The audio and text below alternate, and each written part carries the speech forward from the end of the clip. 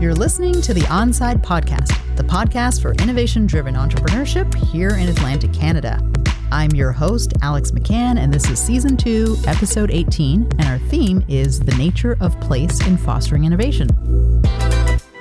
Today, our guest is Jen Angel, the CEO of Evergreen. She's a builder of community, momentum, and places that people love. Together with partners, Jen builds inclusive, sustainable places that attract people and investment, enhance resilience, and contribute to the well-being for all. In 2021, Jen was recognized as one of Atlantic Business Magazine's top 50 CEOs and the most powerful woman in Atlantic Canada in 2022. She recently received the Inaugural Wije'winen Allyship Award in 2022 from the Mi'kmaq Native Friendship Center. She is a co-founder of the annual Art of City Building Conference, bringing placemaking leaders from around the world to Halifax. Jen, welcome to the show. I'm so glad to have you here on the Onside Podcast. We've been wanting to have you for a while, so welcome to the show. Thank you so much, Alex. It's such a thrill to be here. Awesome. Well, I think we could probably start off with getting to know you a little bit better. Who is Jen Angel? What are you up to? So, who is Jen Angel? I am a champion of Nova Scotia. Mm-hmm. I was born here. I grew up in Dartmouth. I was born at the Grace 1,000 years ago. And I have spent most of my career in Halifax. I went to school here. I went to King's, and then I went to Dell, and then I went to SMU. Oh, you got them all. Yeah, I got a few of them anyway. Uh-huh. There's a few left. I studied philosophy in my undergraduate, and then did an MBA in marketing. And sort of along the way, I worked in real estate while I was going to school. My dad was involved in the industry, and so sort of my side hustle. Mm-hmm. And I guess you could say now sort of the philosophy and the marketing and the real estate have kind of converged in the work I'm doing around place. Okay. Yeah. Interesting. I lead an organization called Evergreen, based in Toronto, but with a national mandate to build a better future through better public spaces.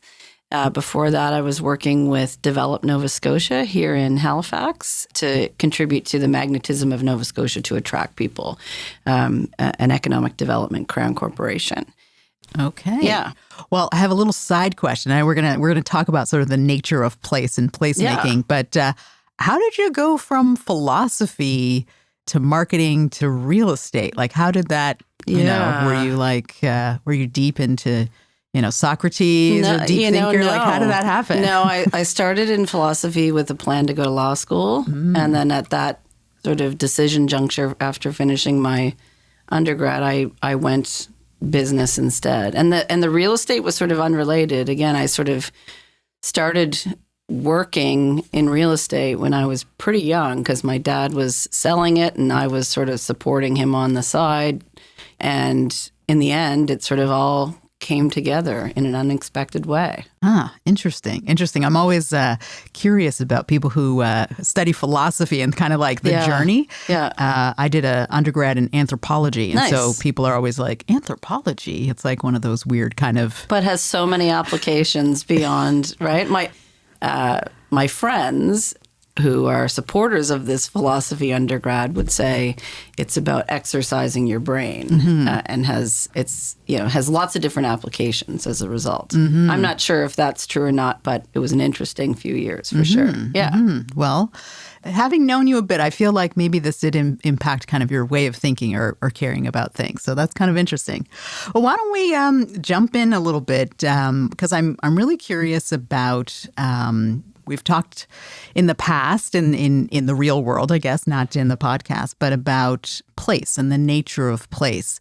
And you've talked a lot through your work here in Nova Scotia at Develop and with your new role at Evergreen, a little bit about place. But what is placemaking? Like, what the heck does that mean? For people who are in the audience who are like, okay, placemaking, I don't really get it. What is placemaking? Yeah, it's sort of cool these days to talk about placemaking. It's really, really simple. Place is really the built environment and related program that centers people. So it's an effort to make spaces more livable and inclusive, and I would say in my work harder to serve the outcomes you're trying to serve.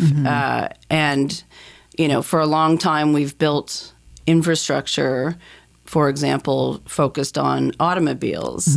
And the idea of centering people in place kind of just wasn't what you did. And so the social infrastructure, things like public spaces, were the things you spent money on when there was money left over from building highways.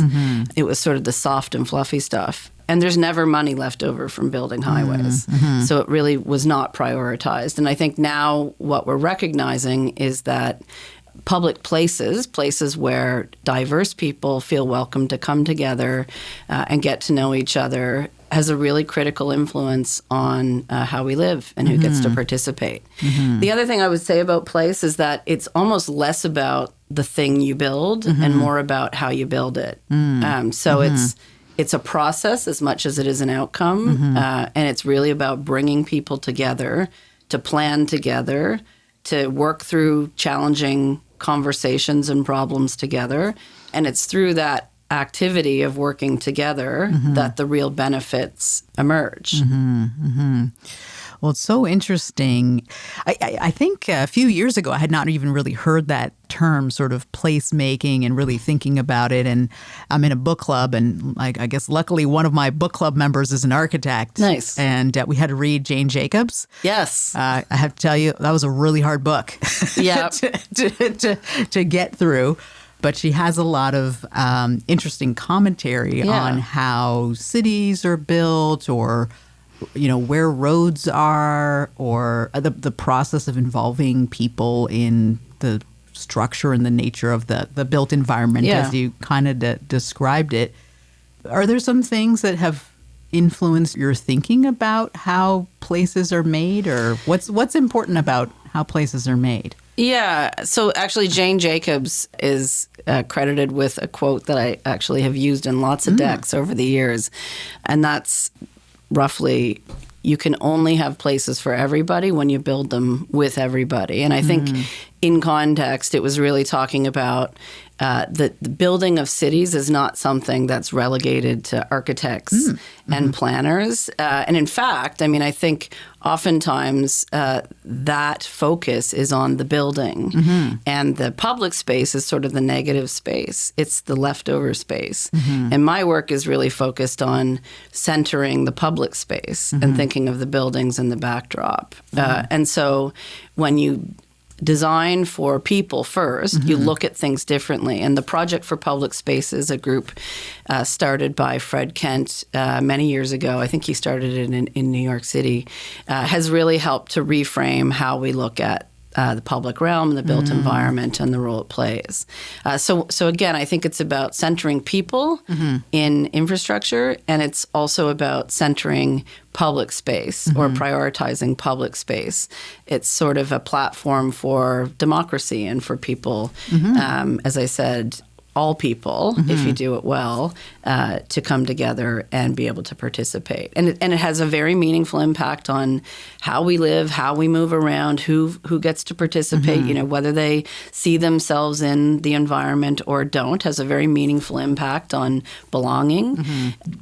Whether we're building areas that are extractive or regenerative in terms of the environment, and whether, and we've talked about this before too, Alex, like, are there barriers to participation? And so, the traditional architect or planner, particularly as positions of privilege, they aren't proxies for community. And so it's part of the beauty of placemaking is that when it's done well, and we are intentional about bringing diverse people together with different lived experiences, they then get to influence the spaces that are built and can ensure that because they've had a hand in building them, they're places where they can participate and belong, and really participate and belong.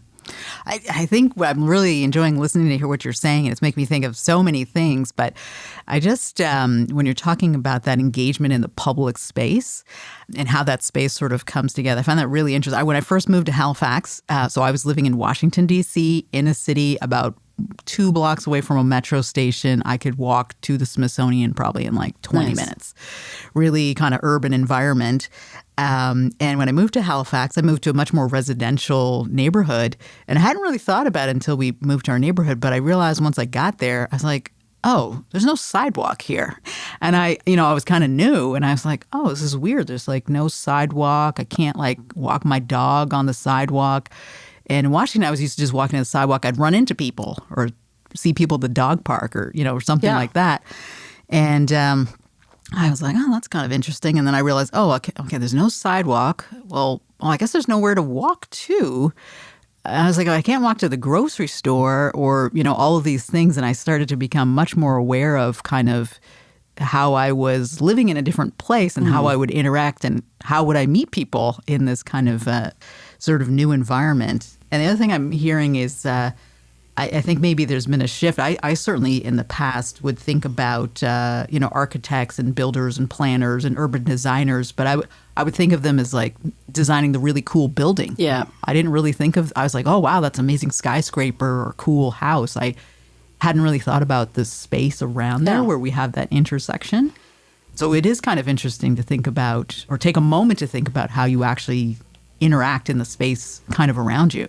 Well, and I think at this moment, as we're dealing with, for example, across the country, a crisis of homelessness and also just a lack of affordable housing, we're making very large investments in housing and infrastructure. That we are thoughtful about how those investments are made, that we're building where there are amenities like some of the ones you described, that we're concentrating on infill in cities rather than, sprawl and greenfield development where those amenities don't exist and transportation may not be sufficient, I think is a really important thing. And there's a risk always with urgency, as there is around the housing issue, that we, under cover of urgency, move fast, but don't necessarily think it sufficiently through. And so part of what we're advocating is that this is exactly the moment to be thoughtful. This infrastructure we're investing in, is 50-year infrastructure.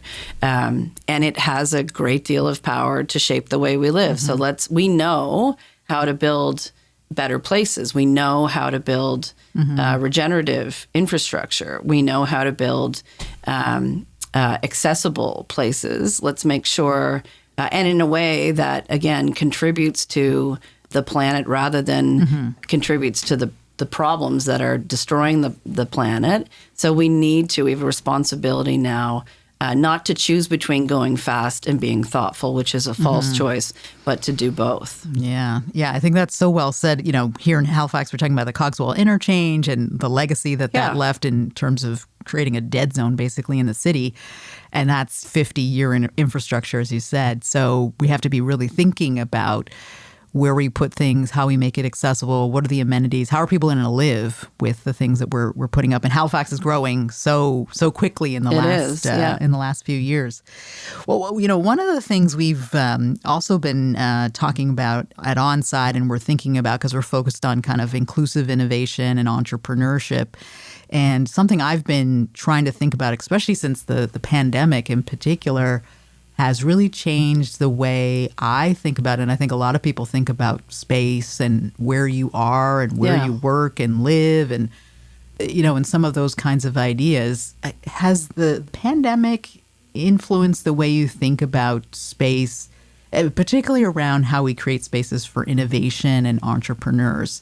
Because we want to make sure we have those drivers, those collisions, and all those kinds of things. How are you thinking about that? Yeah, I mean, I would say two things. The first is that I think it helped to show the importance of public spaces.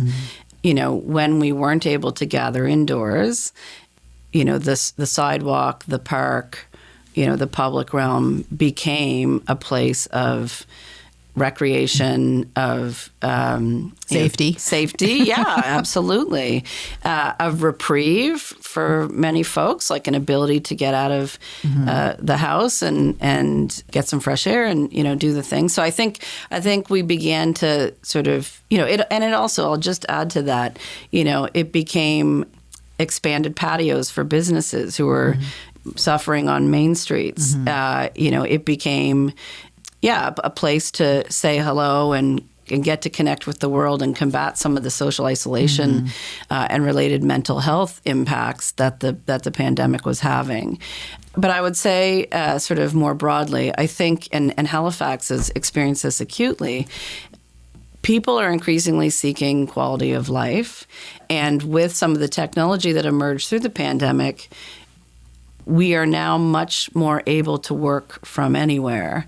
And when you can work from anywhere and companies and jobs follow talent, you have a lot of agency and choice as an individual employee. And so I think that it's opened up for Nova Scotia and Halifax a real opportunity in that it is building on sort of a quality of life advantage that already existed to attract diverse talent here and build a density of talent. And I think in general, it's elevating the importance of public realm and public spaces and city building in general as a competitive advantage that can't be overlooked in a global competition for talent, which of course are the building blocks of innovation and economy.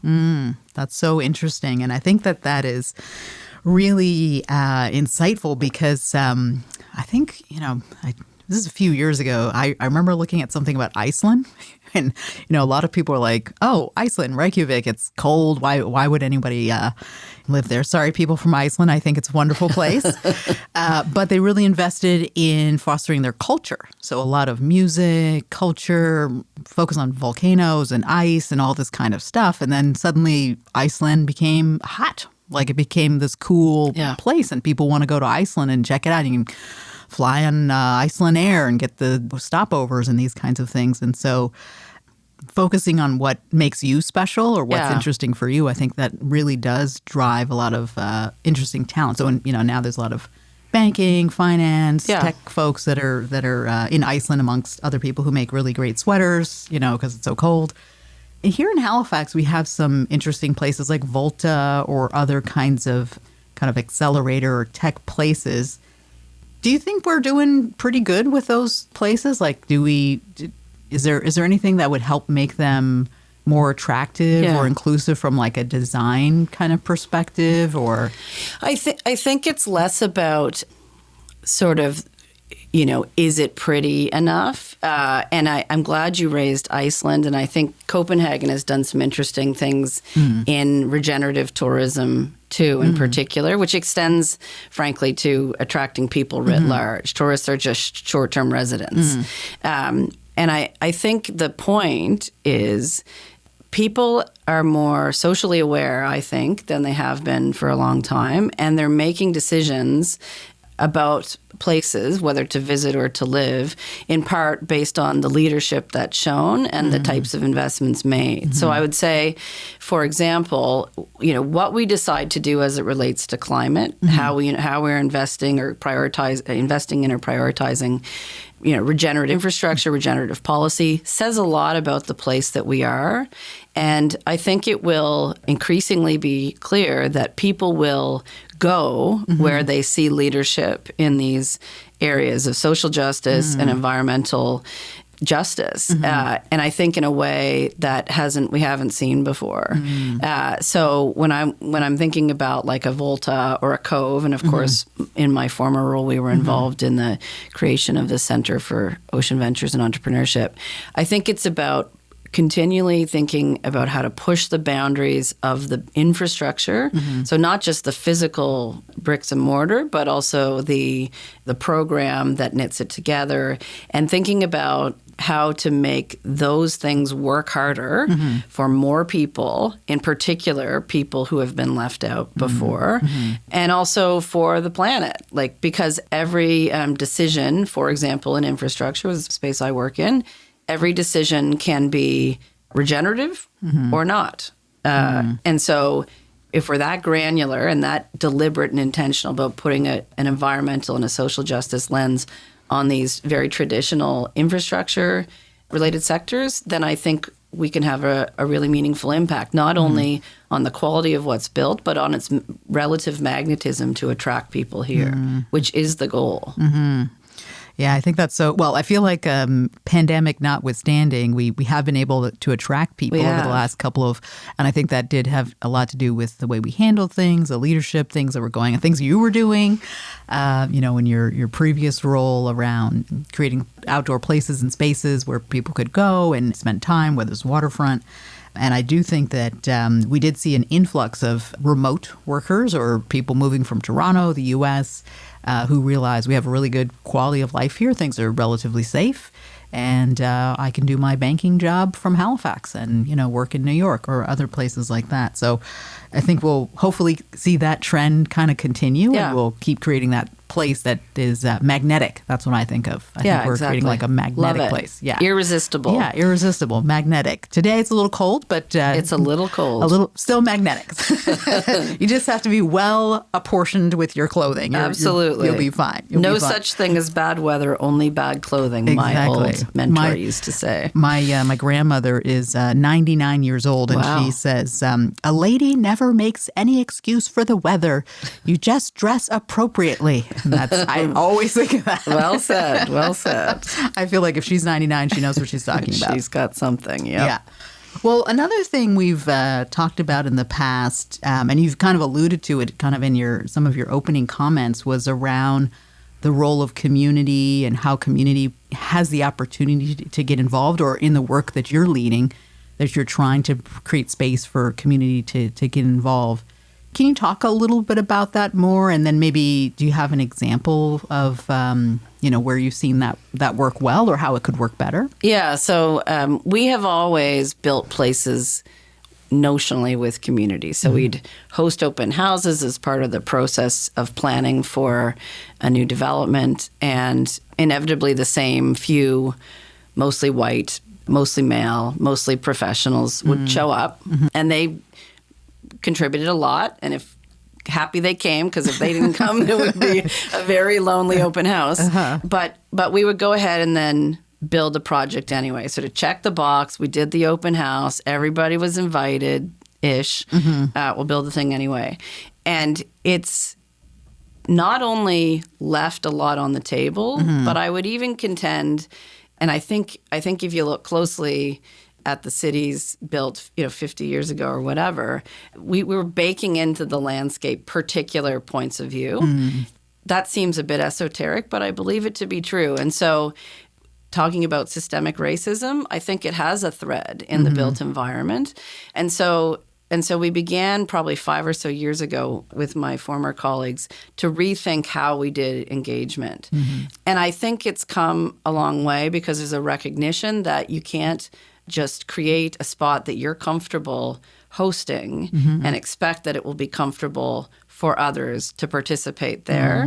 So you need to be deliberate about meeting community where they're comfortable. And I would say we're beginning to do that better, but there's still a lot of opportunity around acknowledging that relationship needs to be reciprocal. It's not about sort of parachuting in to community when you need them on your time scale to extract what they know. And this is emotional labor, and particularly racialized communities are being asked again and again and again, because all of these white people are suddenly realizing, oh my God, like people have been left out. But it can't be an extractive relationship. It has to be reciprocal.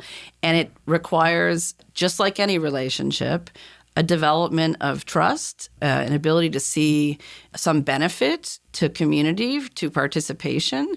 And that takes time and intention. And I think there's still a lot of work to do. But I also believe if we get it right, we will create much better places where many more people will feel a sense of belonging.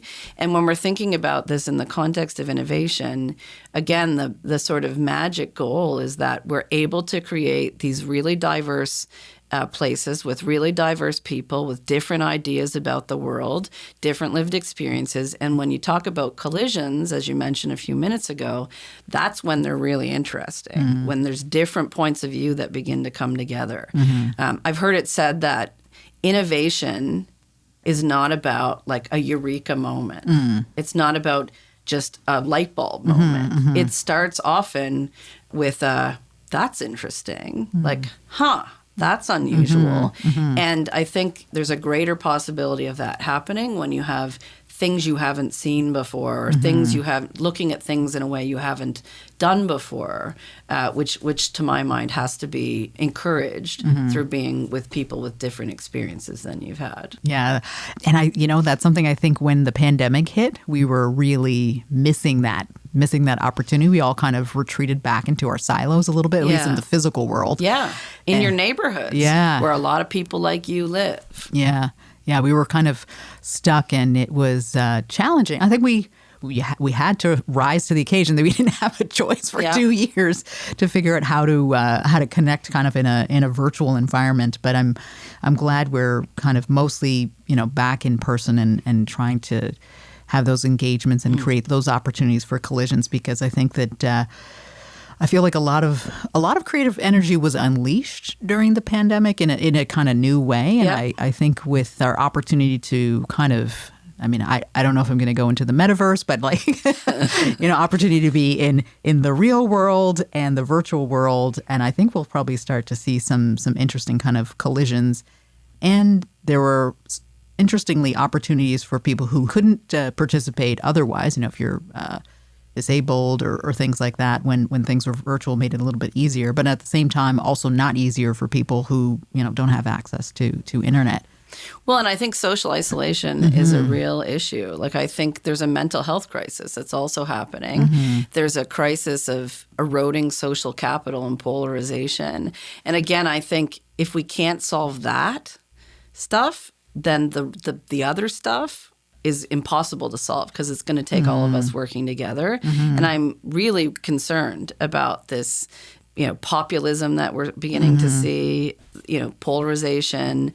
It's going the wrong way. And I actually think public spaces can help solve for that too. The other thing I would just mention when we're thinking about innovation through the pandemic and its relationship to public space is, having worked in a Crown corporation at that time, I was really struck by how quickly government was able to move when lives depended on it. So you saw things like patios being extended and new bike lanes being created, even with temporary infrastructure.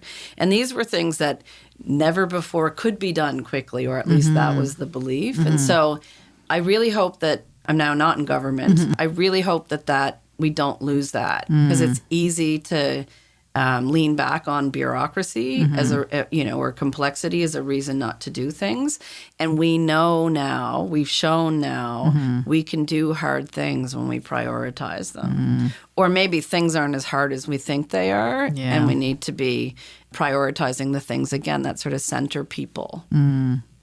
Well, that's a perfect little segue, because my next question for you was around what kind of projects are interesting to you right now? Or is there something that's sort of going on now that you think is really interesting in that area? Yeah, so one project at Evergreen, where I am now, is thinking about school grounds as underutilized public spaces that can work a lot harder for community and also for the environment. So they're in every community. They're often asphalt. Sometimes they're relics of the 60s or 70s. And there's so we just launched Canada's first climate-ready school in a suburb outside of Toronto at a school called Irma Coulson. And it's about rethinking the possibility of public space around a school to deal with stormwater runoff. So it's a sponge, basically, to maximize tree canopy, so it's green and regenerative, and to introduce all sorts of nature-based play into the grounds. And it's attractive not just to kids, but to families in the neighborhood. And by involving the kids in the planning, they've created the space where they see themselves. Cool. And I happened to be there for the opening day, and it was extraordinary. And it's like this outdoor, green space with outdoor play equipment or whatever, but it's the thoughtfulness and the intention put to the infrastructure that has changed it from what could have been, a swing set on a soccer field that, if you grew up in the 70s and 80s as I did, was always a mud puddle, right? Just something that's actually helping to mitigate against the effects of climate change and even regenerate, as well as, to use your language, be a magnet for community to come together. Yeah. Oh, that sounds fantastic. I'm just, as you're talking, I'm just reminiscing about my kids in elementary school and the teachers' parking lot, which is like always just like gravelly and asphalt and all that, and would just like be full of puddles and holes. And then the soccer field, which is basically like, I don't know what, it was like this pile of dirt and mud, and it needed some work. Yeah. And I think that's really great because young people are concerned about climate. It's a great place to get educated, have like real world experiences, get off of technology for a few minutes on the playground and reconnect with your body and your space, get good mental health and physical activity. And I think that's so important, especially for kids nowadays. They're really missing out on some of those kinds of opportunities. And again, to the sort of discussion about like eroding social capital, we need kids to work with we need all humans, but let's start with kids even, to work together through problems. I mean, we need to be able to talk to each other. And I think, social media has made it easier not to do that and to double down on, extreme positions in service of getting likes and getting, amplification of our posts, and alienated some of those more, balanced points of view in some cases. And I really do think it is the thing we should be talking more about. This, how do we rebuild social capital? How do we work together? How do we create the conditions for collaboration and problem solving? Because we need them. Like, we have a convergence of very large, very complex problems to solve, and the first step is to figure out how to get along and work together to solve them. Well, I don't know if we're going to tackle all of those problems today or solve all of those problems, but I think you've raised them and you've put the challenge out there. So hopefully our listeners are hearing that call. Last little question we like to ask kind of our guests, and I might change it just a little bit because we usually ask our guests, what does innovation-based entrepreneurship mean to you? I might say that, or is there anything around innovation-based placemaking? Like, what would one of those mean to you? Yeah, so when I think about innovation-driven entrepreneurship, to me, it's bigger than sort of, it's about scalability. And so I would suggest that what's scalable about place is not create a model and then do the same thing in other places. Like, it's not create a plan and then do that plan elsewhere. It's about sort of ingredients that make a place great, that are more generic and hyper-local. So it's like a process that can be kind of codified and then used in other places. And fundamental, I think, is a willingness to take risks, a deliberate and intentional engagement of community, as we've just talked about, including and especially communities that haven't participated before or wouldn't naturally see themselves in a place. And it's an appreciation that this is 50-year, 100-year infrastructure. So there's a huge stakes in getting it right. So, making the commitment to build infrastructure that is giving something back versus taking something away. Yeah, so I think it's more about the sort of codifying the process to build great places rather than designing something and then duplicating it in other places. I love that. Well, that is fantastic. I appreciate all your insights that you shared with us today. If folks want to learn more about you or your work, or how can people connect with you and learn more? Yeah, I mean, so I'm on Twitter, but I think I have 3.5 followers or something. Jen Angel NS. I'm also on LinkedIn. And they can reach out to me anytime, jangel@evergreen.ca. I always love to talk to people about this work or other things that others are thinking about. Okay. Yeah. Okay. That sounds fantastic. And so thank you for joining us. And for our listeners, I appreciate if you could like and subscribe to our podcast. And you can also learn more about Onsite and our Inclusive Innovation Monitor on our website, which is onsitenow.ca. And as we come to a close, I'd really like to thank Communities, Culture, and Heritage for your support. We're so grateful for your support in helping us make this podcast. And look forward to having you tune in next time. Thanks so much. Thank you, Alex. This has been a Podstarter production.